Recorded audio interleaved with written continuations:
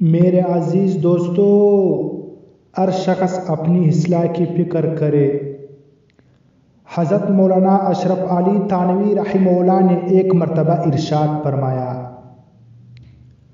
آج کل یہ مرض بھی عام ہو گیا ہے کہ اکثر لوگ دوسروں کے پیچھے پڑے ہوئے ہیں، اپنی مطلق فکر نہیں، اور میں چاہتا ہوں کہ ہر شخص اپنی فکر میں لگے تو بہت جلد سب کی اصلاح ہو جائے اور بہت سے بیکار اور فضول کاموں سے نجات ہو جائے۔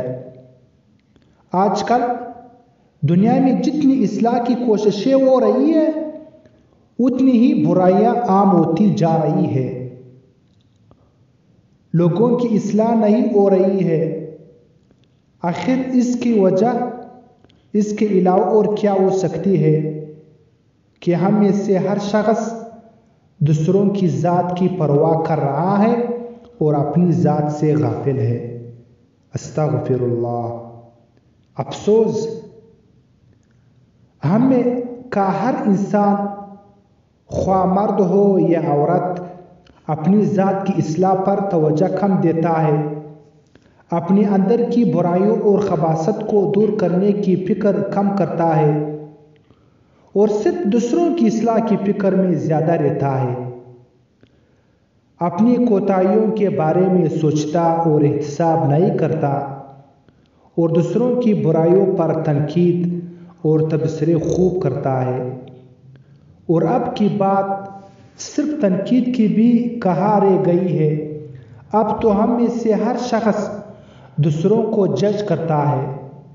اگر کسی میں کوئی برائی دیکھتا ہے تو اس کے چرچے خوب کرتا ہے، لیکن جب کوئی اچائی دیکھتا ہے تو اسے منافقت لگتی ہے۔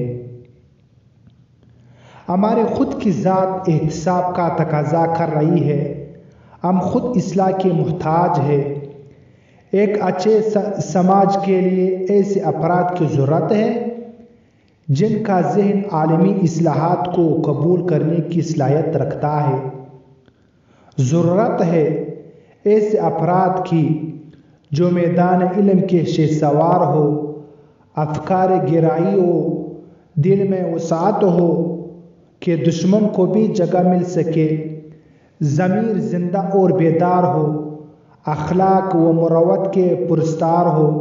ایسے افراد کی ضرورت ہے جو تنگ نظر نہ ہو، چھوٹی سوچ والے اور بد اخلاق نہ ہو، کینہ و حسد سے دور ہو، اختلاف کی سوز آگ کو صلح و صفائی اور بھائی چارگی کے پانی سے بجھا چکے ہو، تب جا کر اچھا سماج وجود میں آئے گا۔ اسی لیے ہر ایک اپنی اصلاح کی فکر کرے اور دوسروں کی اصلاح کا ذریعہ بنے۔ اللہ ہمیں عمل کی توفیق عطا فرمائے، آمین۔